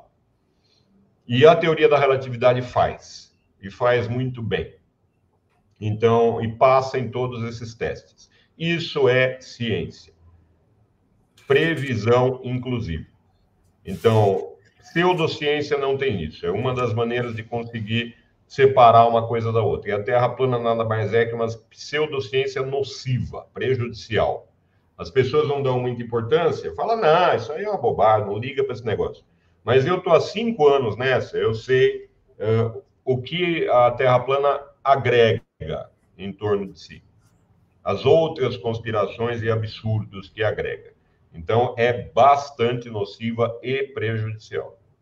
É claro, a gente tenta lidar com esse assunto, eu, pelo menos, já percebi que é melhor assim, da forma mais impessoal possível. Então, no meu canal, vocês não vão ver eu falar nome de terraplanista, não me interessa. Não interessa o nome dele, a vida deles, o que eles fazem, deixam de fazer. Interessa a falta de argumento que eles têm. Não tem argumentação qualquer uma, não tem argumentos. Não dá para você conversar assim e falar, olha, veja isso, veja aquilo. Não dá. Eles só colocam aquilo que eles acreditam e pronto, já é. Então, não são capazes de analisar um artigo científico e matematizar as coisas, colocar na forma de uma modelagem matemática, que a gente consiga calcular e ver se eles estão certos ou não. Eu acredito, é claro, que se eles matematizarem alguma coisa, o erro fica muito claro, né? Muito evidente. Então, com o papo furado, consegue se enganar mais, né? Do que se eu falar para você que 4 vezes 4 é igual a 12, está errado, né? Eu posso mudar os referenciais ali, posso fazer de tal forma que 4 vezes 4 dê 12. Mas eu teria que mudar todo o conjunto que eu estou usando, uma série de coisas. Mas no nosso cotidiano, a gente sabe que 4 vezes 4 não é 12, é 16. Então, se usar a matemática, o erro fica muito evidente. Então, por isso eles não usam. Além do que teria que usar uma matemática de um nível, né? Um ferramental matemático de um nível muito mais alto do que aquele que se usa no colégio, né? No ensino médio. Então, no mínimo, o cálculo diferencial integral, no mínimo. Depois você tem os operadores, tem uma série de coisas que teria que saber usar para matematizar o que eles estão pensando. Alexandre Rodrigues Ferreira. Às vezes acho que os terraplanistas só estão zoando. Então, Alexandre, tem os cabeças ali que eles não acreditam que a Terra é plana. Eles fazem porque tem canal, porque são donos de canais e querem pegar essa parte das pessoas que acreditam nisso, mas eles não estão nem aí para o formato da Terra. Não estão nem aí.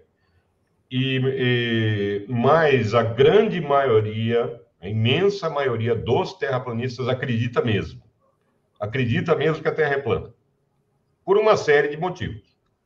Aí tem essa parte psicológica que eu falei no começo da live, puro narcisismo, se sentir melhor do que os outros, porque tem um conhecimento secreto que as outras pessoas não têm, ou tem a parte religiosa, acreditam porque a Bíblia diz, apesar de que a Bíblia não diz, isso pode ser discutido profundamente, então acreditariam que a Terra é plana porque a Bíblia diz que é plana. Então tem essa parte do pessoal que acredita por conta de religião, de fé, e outros que acreditam simplesmente que viram alguém falar no YouTube e aquela ideia caiu bem na cabeça deles.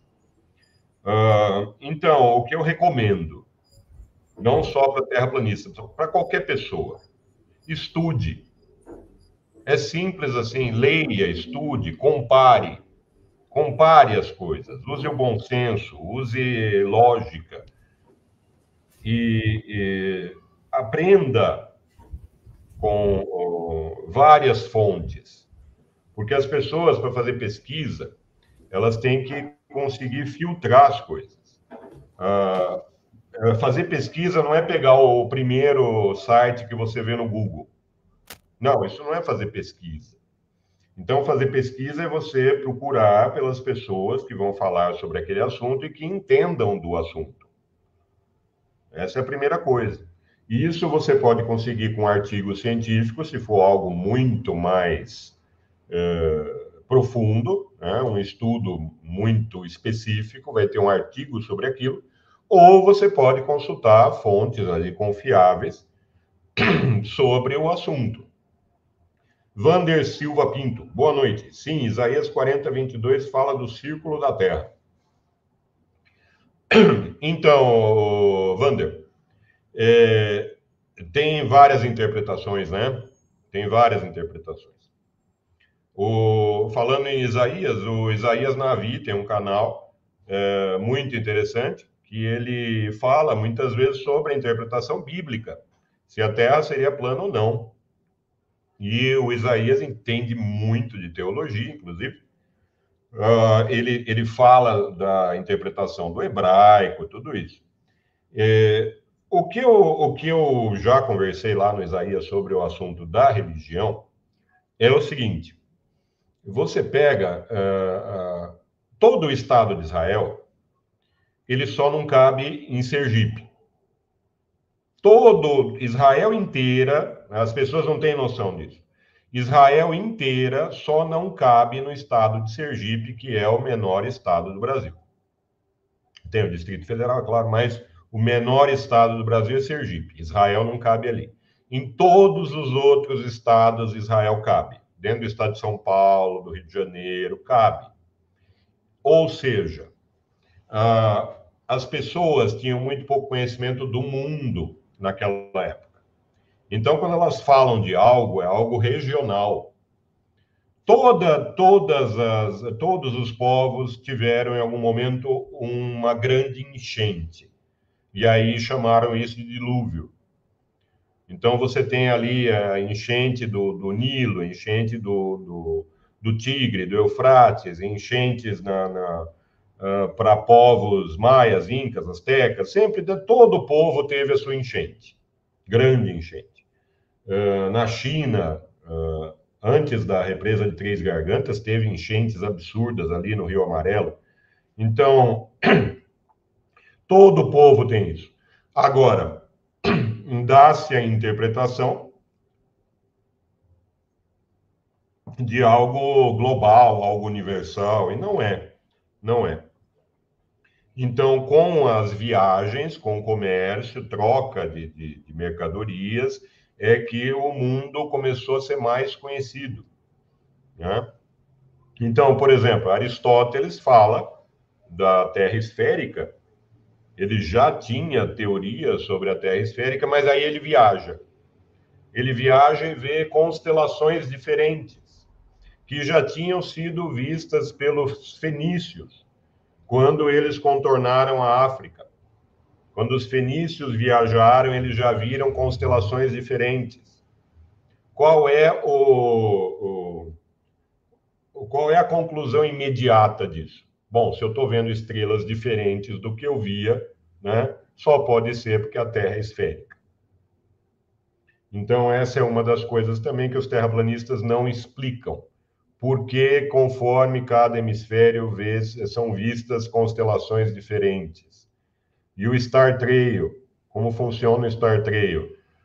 Tem terraplanista que põe uma seta num copo de água e fala, ó, virou a seta. Então, não, isso não explica nada.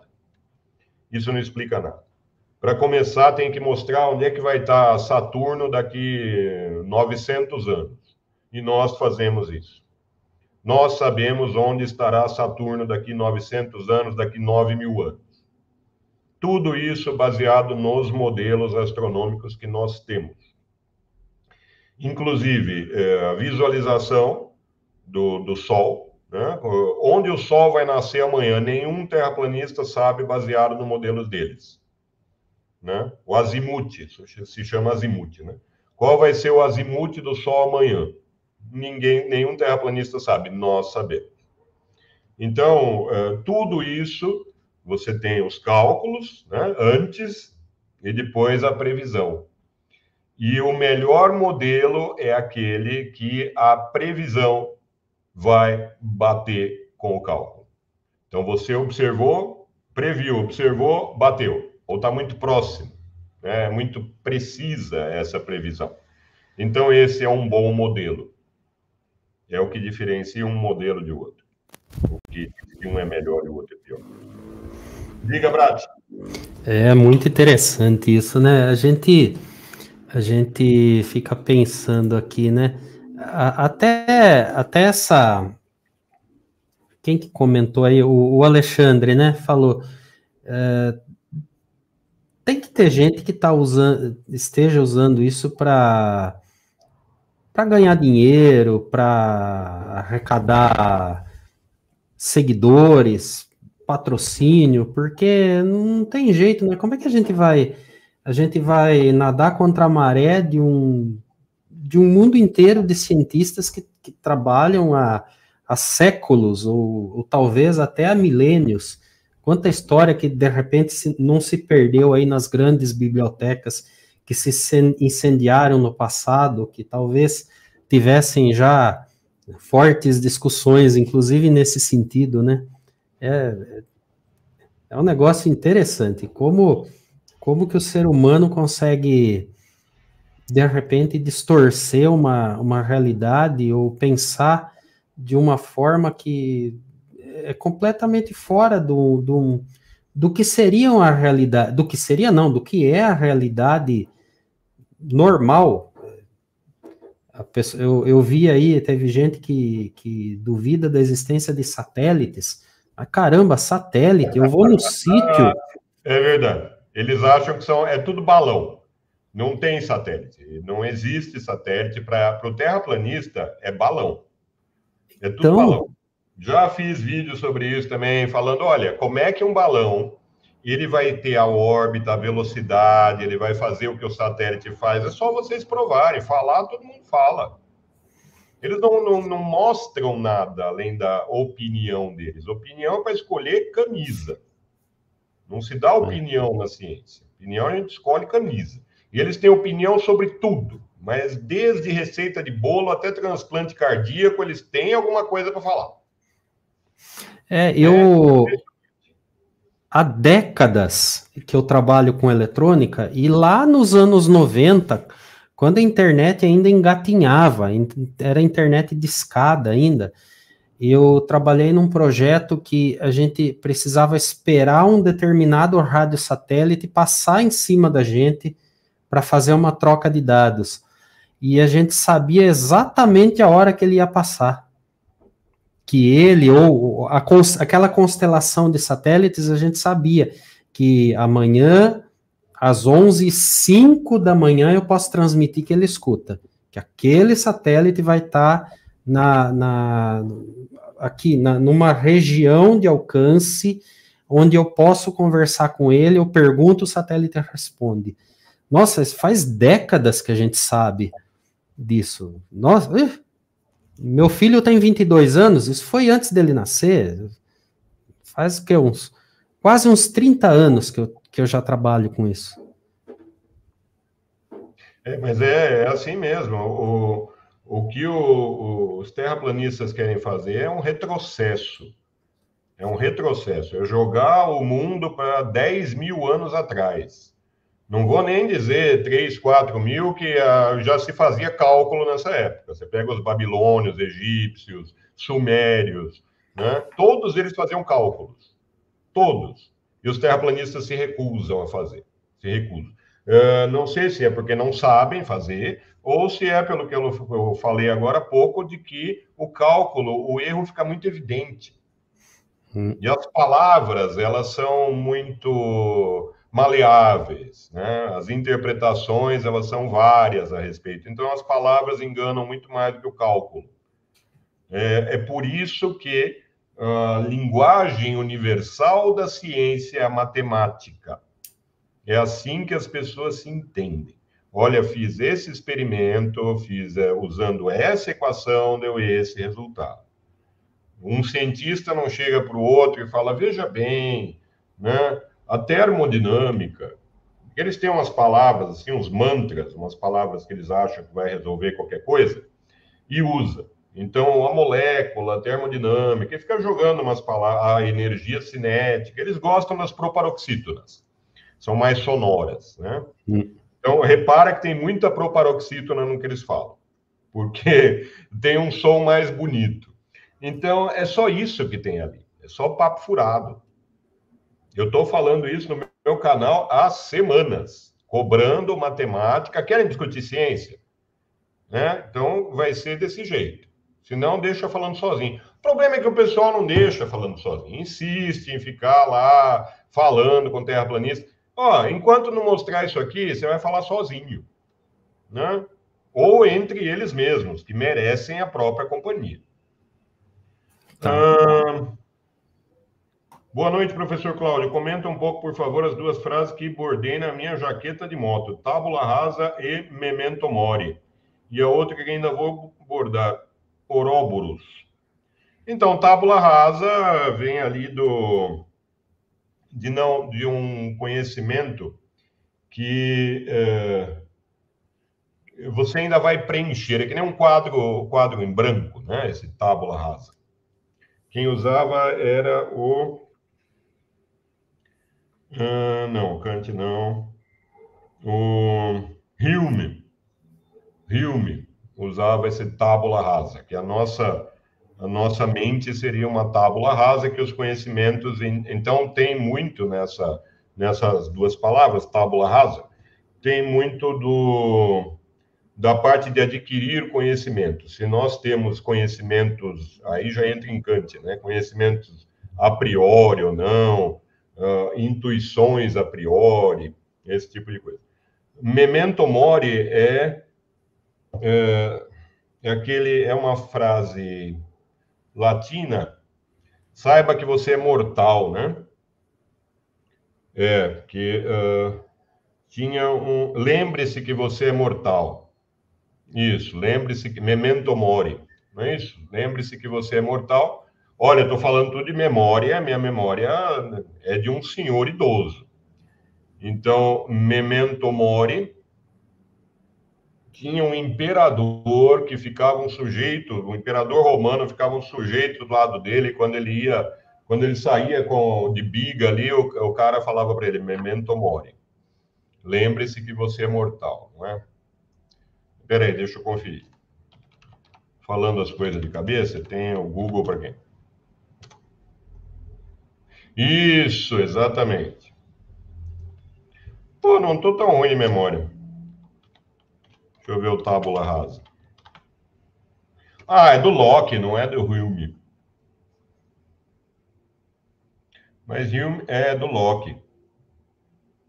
É exatamente isso. Mente desprovida de ideias, de saberes ou de conhecimento que necessita de instrução para aprender o mais básico de um assunto. Tábua rasa.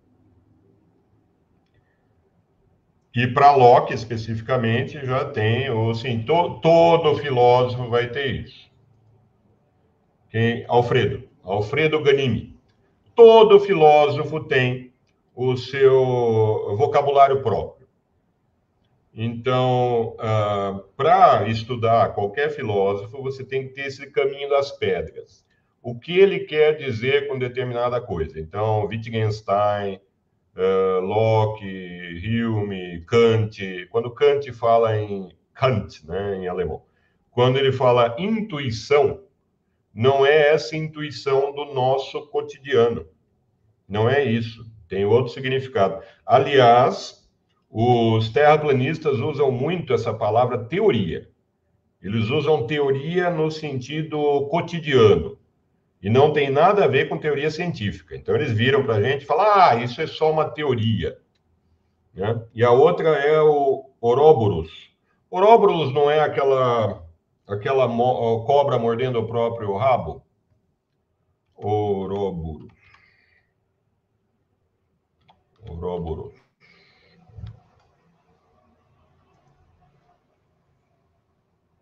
Ouroboros. É a cobra mordendo o próprio rabo. Mitologia egípcia e grega, na imagem de uma cobra ou serpente que morde a própria cauda, representa a eternidade, o ciclo da vida e a renovação. Bonito. Acho que é isso que você quer dizer, o Ouroboros. Então, é isso que eu tenho para comentar. O Ouroboros, é claro, ele tem... é um símbolo alquímico também. Então, a alquimia é um assunto muito interessante. Tem todo um lado... é claro, você tem ali o começo da química. A alquimia é o começo da química. Então, muita coisa foi desenvolvida ali.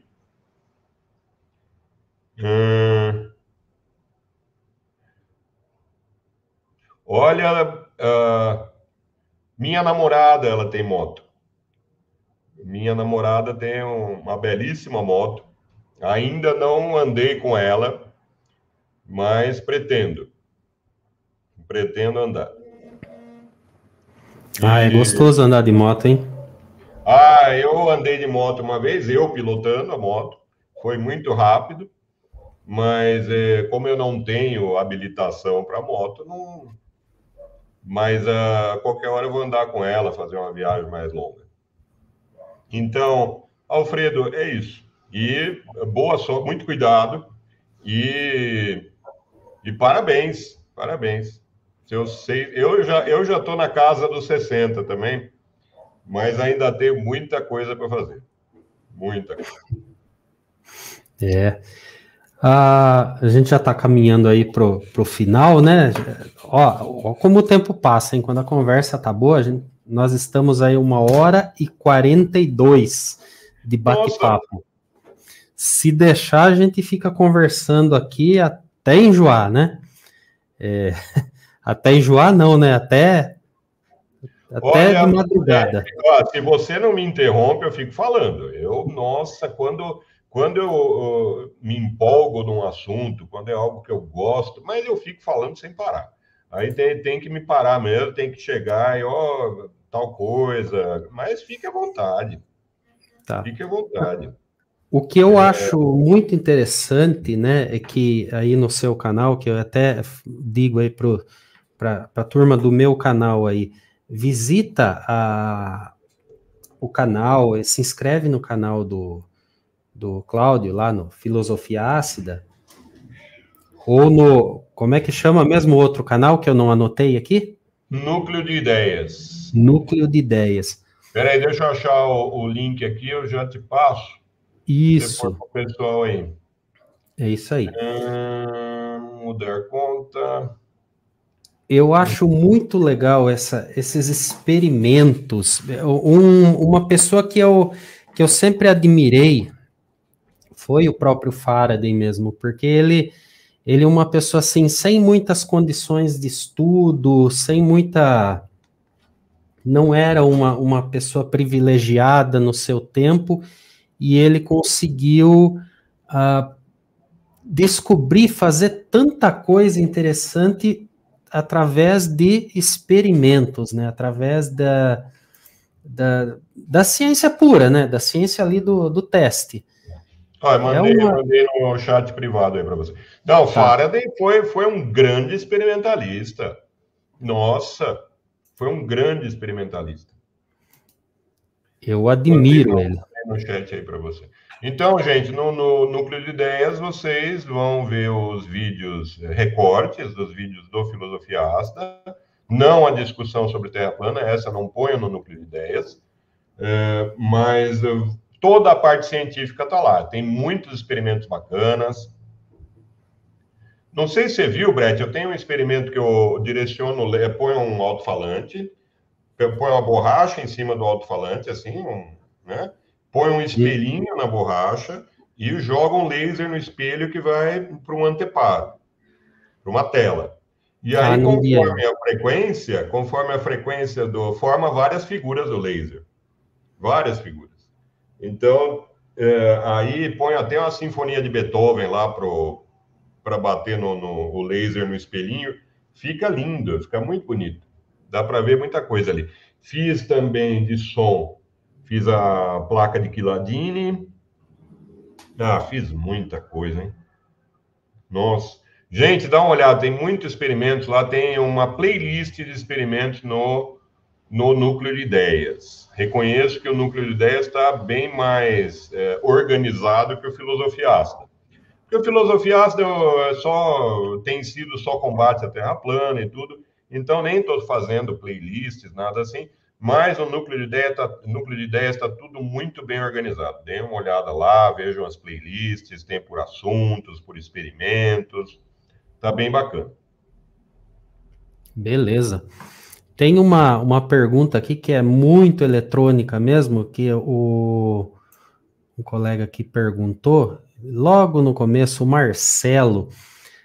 Marcelo, eu respondo para você depois, outro dia, só para não quebrar o assunto aqui, tá? Só para a gente não mudar o assunto, tá perguntando aí de fator Q no circuito ressonante, que também é outra coisa fantástica, ressonância, né? Ressonância em todos os sentidos. Ressonância em todos os sentidos, é muito bonito, muito bonito. Brat, eu tenho o...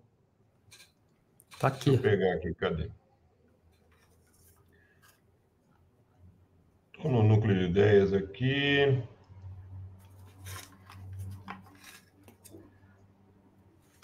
Cadê o menor transistor? Você viu o menor transistor do mundo? Fiz um vídeo sobre isso. Eu preciso fazer um vídeo só sobre funcionamento de transistor. Explicando em nível molecular o negócio mesmo. É daquele tipo que as pessoas têm que praticamente ficar arrastando elétron átomo com alguma fonte de energia para fazer um agrupamento e criar um componente, né? Exatamente, cria um componente com alguns átomos. O menor transistor do mundo, está lá no canal. E achar o vídeo de som que eu fiz.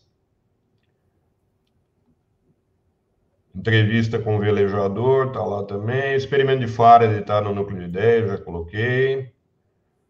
Cadê o de som? Aqui. Ondas sonoras e levitação acústica. Eu fiz um levitador acústico, ficou muito bacana. É um vídeo de 43 minutos só falando sobre som. Tudo. Inclusive a ressonância. Nossa, tem bastante coisa. Experimentos que eu faço com tubos, né? Coloco um microfone dentro do tubo e dá para ver certinho a onda. Deixa eu passar para você o link.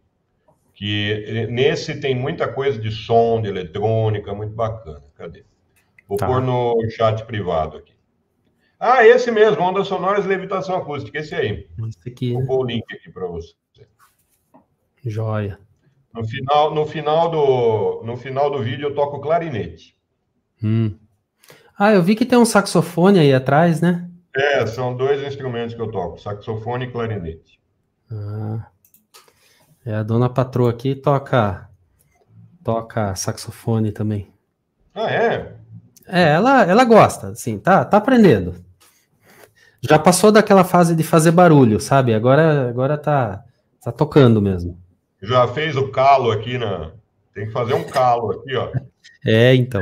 No começo sangra, porque o dente, você fica com o lábio batendo no dente, até fazer o calo demora. Tem que ficar... Tá. Nossa, eu lembro que quando eu treinava muito, sangrava aqui. Bacana. Então, eu agradeço muito essa nossa conversa aqui, foi muito interessante, foi um bate-papo aí produtivo, agradável, tá? Foi um prazer aí. Agora só falta a gente se conhecer pessoalmente e apertar as mãos aí, tá? Muito Sim, bom. vamos combinar, tomar uma cerveja. Vamos combinar, sim. Então é muito bom conversar com pessoas aí que são especialistas na sua área, pessoas que gostam de estudar. O que eu falo para os meus alunos, tanto os alunos virtuais como os alunos lá da escola, na sala de aula, né? Não tenha preguiça de estudar, não tenha preguiça de aprender, não tenha medo de errar, vai, faz, estuda, cresça, né? Cresça e o céu é o limite. Se precisar sair do Brasil para estudar, saia, vai, meta a cara, né? E é bom conversar. Exatamente. É o que eu falo para os terraplanistas. Eu falo para eles, olha, vocês estão falando a mesma coisa de 5 anos atrás, quando eu comecei o canal. Vocês não se desenvolveram nem intelectualmente, nem emocionalmente, nada. São as mesmas pessoas. Que raio de vida é essa? Que está falando as mesmas... Porque pode ser um passatempo, né? Falar bobagem na internet pode ser um passatempo. Aí não tem nada a ver com isso. Mas a partir do momento que a pessoa quer que aquilo seja uma ciência, aí já é problema meu. Porque ciência não é o que eles estão falando, de jeito nenhum. Então, fica também esse recado, não só para os terraplanistas, mas para todo mundo, como o Brett acabou de falar, estudem. É uma espécie de crescimento pessoal isso. É claro que você pode estudar sozinho, ser autodidata, mas tem um monte de professores e cursos aí na internet que são muito bons, aproveite. Aproveite. Então, se você está estudando, tem um professor, mas olha, pergunte tudo. Garanto que ele vai ter o maior prazer de te explicar. Eu leciono há 35 anos. 35 anos. E eu vou parar quando eu morrer numa sala de aula, só. Né? Não quero parar de ensinar. Eu nasci para fazer isso. Então, e uma das piores coisas é ouvir um terraplanista falando mal de professor.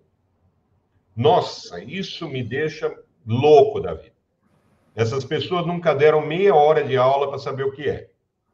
Então, é o conselho que eu dou a todo mundo. Estude, leia, não fique parado no tempo. Né? Essas pessoas têm ideias ali da cabeça delas, é um total solipsismo. Eles acham que o mundo é a mente delas. E não sai daquilo, não cresce. Então, Brett, agradeço muitíssimo. Foi um bate-papo muito agradável. Precisamos repetir. Agradeço a todos que compareceram à live, pessoal que comentou no chat. E volto, sim. Pode deixar que eu volto. E vamos falar de muitos assuntos. Foi muito agradável. Tem muita coisa para falar ainda. É isso aí. E para quem está assistindo gravado, né, fica o convite para assistir os vídeos dos canais. Aí puxa para trás aí no histórico do bate-papo, tem os links que nós colocamos aí do canal aqui do Cláudio. Que cabeça de vento que eu sou, já esqueci o nome, do Núcleo de Ideias. Núcleo de Ideias. E filosofia ácida também só vai encontrar o meu. Então, são nomes assim diferentes, que filosofia ácida é para o combate ao terraplanismo e o núcleo de ideias para a parte de ciência. É isso aí. Então é isso. Muito obrigado. Eu que agradeço. Acho que só o último recado. Agora o último recado é meu, tá? Para quem está aí que visita aqui para a página do Brat, que é a minha. Eu também tenho uma criatividade monstro, né? Minha página chama Página do Brat. Eu também trabalho na rádio e tá todo mundo convidado a domingo de manhã ouvir lá na Santa Bárbara FM o programa de flashback que eu faço, tá? Que também eu dou tiro para todo lado, né? E outro lugar que eu faço é na locução de rádio, tem um programa de rádio, né? Tô colocando o link aqui no chat, tá? Dá para ouvir pelo radinho, para quem mora aqui na região metropolitana de Campinas, tá? 95,9 MHz, olha o hertz aí,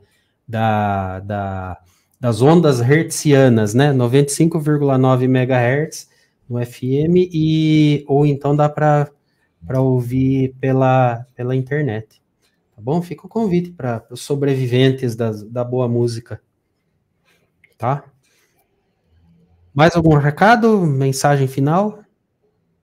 Não, só isso, Brett. Agradeço muitíssimo o convite e a presença de todos. Um grande abraço, meu muito obrigado. Até a próxima. Um abraço, até mais. Até a próxima oportunidade aí. Tchau, gente.